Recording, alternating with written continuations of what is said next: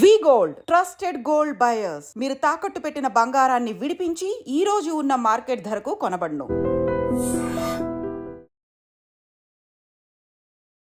Hi, hello, నమస్తే, welcome back to iDream media. ఈరోజు మనతో ఉన్నారు సర్టిఫైడ్ ఫైనాన్షియల్ ప్లానర్ రామచంద్రమూర్తి గారు. సో ఈరోజు అయితే పసిడి ప్రియులకు బాగా ఇష్టమైన పసిడి గురించి తెలుసుకుందాము. ప్రైజింగ్ ఏంటి, ఎంత ఉంది, ఇది తగ్గుతుందా అని చాలామంది కామెంట్ సెక్షన్లో అడుగుతూ ఉన్నారు. సో దానికి సంబంధించిన డీటెయిల్స్తో పాటు నెక్స్ట్ 5 years గోల్డ్ ఏ విధంగా ఉండబోతుంది అనేది కూడా తెలుసుకుందాం.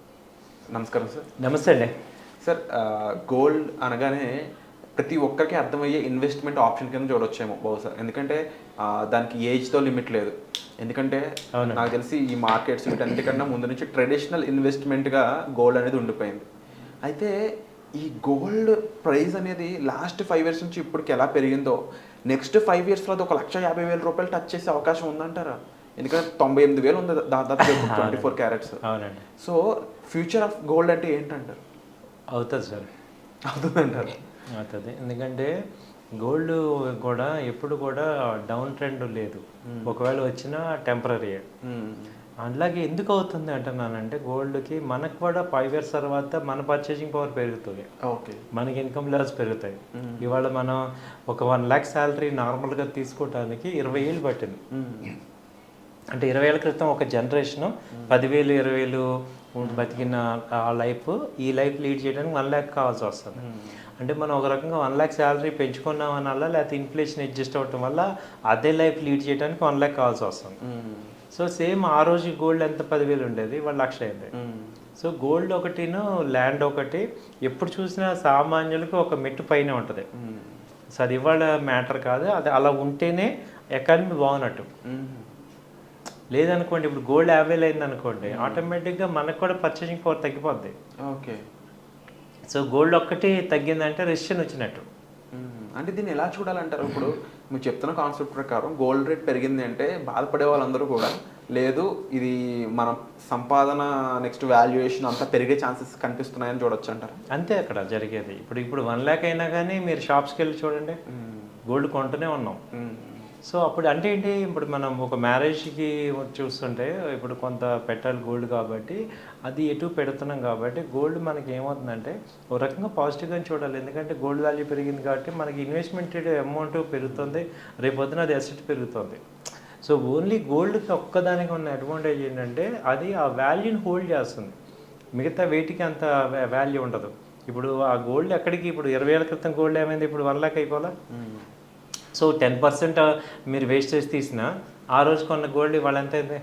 సో గోల్డ్ ఒకటి ల్యాండ్ ఒకటి మనకి అసెట్ని హోల్డ్ చేస్తాయి, వాల్యూని. కాబట్టి గోల్డ్ తగ్గింది పెరిగింది అన్నది మాత్రాన్ని మనం ఏం కంగారు పడాల్సిన అవసరం లేదు. సో గోల్డ్ అనేది ఎప్పటికీ కూడా మనకి ఒక అసెట్ క్లాస్లో దానికి ఒక 20% 25% వెయిటేజ్ ఇవ్వాలి. అదే మనం ఏమవుతుందంటే ఇమీడియట్గా ఎప్పుడైనా లిక్విడ్ కావాలంటే ఇమీడియట్గా క్యాష్ వస్తుంది, దానివల్ల ఒక కాన్ఫిడెన్స్ లెవెల్స్ ఉంటాం. సో కాబట్టి గోల్డ్ అనేది అయితే ఏమైందంటే ఇప్పుడున్న గోల్డ్ ఏమైందంటే యాక్చువల్గా ఇది ఉండాల్సిన రేటు 85,000 to 90,000 అండ్ ఇంటర్నేషనల్గా $3,000. అంతకుముందు ఏమైందంటే $2,700 $2,800 దగ్గర అది స్టాండర్డ్ ఉంది. తర్వాత ఏమైంది, ఇప్పుడు 2,800 నుంచి ఇప్పుడు 3,400కి వచ్చింది. ఈ లాస్ట్ 2 monthsలో ఈ ఓన్లీ ట్రంప్ ఎఫెక్ట్ వల్ల మొత్తం గ్లోబల్గా ప్యానిక్ అవ్వటం వల్ల ఇది జరిగింది. ఈవెన్ అంతకుముందు 4 years బ్యాక్ యుద్ధాలు వచ్చినా కూడా అంత రేంజ్ పెరగల. అంటే ఆ యుద్ధం మొత్తం ఆ స్మాల్ ఎఫెక్ట్ ఆ యొక్క రీజన్కి అని చెప్పేసి ఇంటర్నేషనల్ ఎఫెక్ట్ అవ్వలేదు. కానీ ట్రంప్ గారి ఎఫెక్ట్ మొత్తం ఇంటర్నేషనల్గా అన్ని 185 కంట్రీస్కి ఎఫెక్ట్ అయింది. కాబట్టి అంత అన్సర్టనిటీ వల్ల గోల్డ్ ర్యాపిడ్ వచ్చింది. అంటే ఏ కంట్రీలో అయినా సరే ఇప్పుడు మనకి రెసెషన్ రాబోతుంది, ఇంకా మన దగ్గర ఉన్న డబ్బుకు వాల్యూ ఉండదు అనుకున్న టైంలోనే గోల్డ్ని ఎక్స్చేంజ్కి యూజ్ చేస్తూ ఉంటారు. ఆ రకంగానే గోల్డ్ వాల్యూ అనేది పెరగడానికి కారణాలు కనిపిస్తూ ఉంటాయి. కానీ లాంగ్ టర్మ్లో దేశాల మధ్య సత్సంబంధాలు అయి ఉండొచ్చు. ఎందుకంటే ఇప్పుడు ట్రంప్ అనే ఏ పర్సన్ అయితే టారిఫ్లు వేసాడో ఇప్పుడు ఆ టారిఫ్లు తగ్గించి మన కంట్రీకే ఫస్ట్ విజిటింగ్ వచ్చాడు. ఇది ఒక గుడ్ న్యూస్ కింద చూడొచ్చు. ఇలాంటి టైంలో ఇలాంటి ఈవెంట్స్ పదే పదే జరిగినప్పుడు, లేదంటే ట్రంప్ లాంటి పర్సన్ ఇంకొకరు రీప్లేస్ చేసినప్పుడు గోల్డ్ వాల్యూ అమాంతం తగ్గి ఒక నార్మల్ ప్రైస్ వచ్చేస్తుందండి, ఎక్స్ట్రీమ్ లెవెల్కి వచ్చి మళ్ళీ మామూలుగా వస్తుంది. ఎందుకంటే ఇది న్యూస్ బేస్డే. యాక్చువల్గా దాని ఒరిజినల్ స్ట్రెంగ్త్ ఏంటంటే ఈ ఇంటర్నేషనల్గా చూస్తే 27 నుంచి 2900 ఏదైతే ఎక్స్ట్రా 500 ఉందో అది సూనర్ లేటర్ రావాల్సిందే. ఎందుకంటే ఇప్పుడు మనం నార్మల్గా చూసుకుంటే ఒకప్పుడు ఉల్లిపాయలు 100 రూపాయలు 120 రూపాయలకి వెళ్తాయి. మళ్ళీ అది ఎక్కువ కాలం ఉంటుంది, ఒక నెల 2 నెలల తర్వాత మళ్ళీ కింద బ్యాక్ టు 50 రూపీస్ 60 రూపీస్ అనేది నార్మల్ రేటు, ఆ రేట్కి వచ్చేస్తుంటుంది. సో ఇదైతే కొంచెం టైం తీసుకున్నా కానీ మళ్ళీ వెనక్కి వచ్చేస్తుంది. But 80 to 90,000 is a normal ideal rate. అంతకుముందు 2 years బ్యాక్ ఏంటంటే 70,000 నుంచి 80,000 అనేది బేస్ రేట్ అయింది. ఇప్పుడు 80 to 90 అనే స్టేజ్ డైజెస్ట్ అయిపోతుంది. అండ్ ఇప్పుడు ఈ గోల్డ్ ప్రైస్ అనేది ఇంత పెరిగింది కాబట్టి నెక్స్ట్ గోల్డ్ బాండ్స్ కానీ ఈ ఈటీఎఫ్స్ కానీ డిజిటల్ గోల్డ్ ప్రైసింగ్ కానీ ఇన్వెస్ట్మెంట్కి ఏది బెటర్ అంటారు ఇప్పుడున్న టైంలో? ఇప్పుడున్న టైంలో ఈ గోల్డ్ బెటర్ అండి. ఈ గోల్డ్ ఏంటంటే ఈ గోల్డ్ అడ్వాంటేజ్ ఏంటంటే మన లిక్విడిటీ కూడా ఇమీడియట్ చేయొచ్చు. ఓకే. సో అండ్ కావాలంటే డెలివరీ తీసుకోవచ్చు, గోల్డ్ ఫిజికల్గా కూడా వస్తుంది కాబట్టి ఈ గోల్డ్ కొంచెం బెటర్గా ఉంది. సో గోల్డ్ బాండ్స్ అనేవి సావరెన్ బాండ్స్ అవి ఇష్యూ డేటు అవన్నీ కొంతమందికి ఇబ్బంది అవుతుంటుంది, కానీ ఆన్ స్పాట్లో అయితే ఈ గోల్డ్ బాగుంది. ఈ గోల్డ్ కోసం ప్లాట్ఫామ్స్ ఏ విధంగా ఉన్నాయి, వాటిలోకి ఎలా ఎంటర్ అవ్వాలంటారు? ఈ గోల్డ్ చాలా బెస్ట్. ఏంటంటే మీరు గూగుల్కి వెళ్ళి ఈ గోల్డ్ అనగానే చాలా వస్తుంటాయి మీకు. సో వాటన్నిటి కూడా రిలయబుల్ ప్లాట్ఫామ్స్ ఉంటాయి. ఇప్పుడు మేము చెప్తే దాన్ని ప్రమోట్ చేసినట్టు ఉంటుంది. సో మామూలుగా ఈ గోల్డ్కి వెళ్ళండి మీరు. సో అది మీరు గూగుల్కి వెళ్తే మీకు ఫెచ్చింగ్ ఉంటుంది.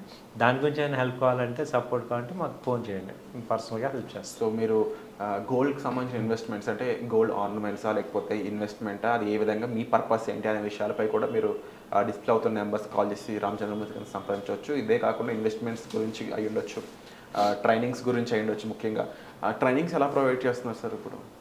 ట్రైనింగ్స్ వచ్చి ఈవినింగ్ టైమ్స్ ఉంటాయి సార్. మీకు బేసిక్ లెవెల్ నుంచి అడ్వాన్స్ లెవెల్ వరకు చెప్తాం. ఈక్విటీ, ఫీచర్స్, ఆప్షన్స్, తర్వాత ఏంటంటే ఇన్వెస్ట్మెంట్స్ ఎలా చేయాలి, టెక్నికల్ అనాలిసిస్, ఫండమెంటల్స్, అలాగే కమోడిటీస్, వీటన్నిటి మీద ఇస్తాం అనమాట. సో మంచి మీకు నాలెడ్జ్ వస్తుంది, ప్రాక్టికల్గా కూడా ఇస్తాం మీకు. ఎవరెవరు రావచ్చు అంటారు? దానికి ఏజ్ గ్రూప్ కానీ లేకపోతే గ్రాడ్యుయేషన్ ఇవన్నీ ఏమన్నా రిక్వైర్మెంట్స్ ఉన్నాయా? మినిమం అంటే మీకు ప్యాషన్ ఉండాలి సార్. గ్రాడ్యుయేషన్ ఉండి నేర్చుకోవాలని ప్యాషన్ ఉండాలి. రెండోది ఏంటంటే హౌస్ వైఫ్స్ కానీ, రిటైర్డ్ పీపుల్ కానీ, తర్వాత డిగ్రీస్ అయిపోయి జాబ్ సెర్చింగ్లో ఉన్న స్టూడెంట్స్ కానీ, తర్వాత ఎంప్లాయీస్ సాటర్డే సండే కొంచెం వర్క్ చేద్దాం అనే వాళ్ళందరూ కూడా దీనికి ఎలిజిబిలిటీ ఉంటారు. సో వాళ్ళందరికీ మేము హెల్ప్ చేస్తాం అనమాట. సో చాలా మంది ఐటీ పీపుల్ బ్యాకప్ కోసం చూస్తూ ఉంటారు కదా. మీరు ఇప్పుడు ఎంత లక్షలు సంపాదించినా కానీ ట్రేడింగ్ కొంతమంది అనుకుంటుంటారు. బట్ ట్రేడింగ్ కన్నా ముందు అసలు మార్కెట్స్ ఏ విధంగా ఉంటాయి, మార్కెట్స్ ఏ విధంగా వర్క్ చేస్తాయి అని తెలియడానికి ఒక ప్రొఫెషనల్, ఒక సర్టిఫైడ్ ఫైనాన్షియల్ ప్లానర్ దగ్గర బేసిక్ ట్రైనింగ్స్ దగ్గర నుంచి అడ్వాన్స్ లెవెల్ వరకు ఉన్నాయి కాబట్టి ఆ ట్రైనింగ్స్ తీసుకోవడం చాలా ఇంపార్టెంట్. అలాగే హౌస్ వైఫ్స్ అయి ఉండొచ్చు, కొంతమంది 45కి 50కి మధ్యన రిటైర్ అవుతున్నారు, ఆ పీపుల్ అయి ఉండొచ్చు. సో దీనికి సంబంధించిన డీటెయిల్స్ నాకన్నా కూడా మీరు డైరెక్ట్గా డిస్ప్లే అవుతున్న నెంబర్స్ కాల్ చేసి రామచంద్రమూర్తి గారిని అడగడం చాలా బెటర్ అనిపిస్తుంది. సో దానికోసం మీరు డైరెక్ట్గా పర్సనల్ అపాయింట్మెంట్స్ అనేవి బుక్ చేసుకోవచ్చు. ఇక వచ్చే ఎపిసోడ్లో మళ్ళీ కలుద్దాం.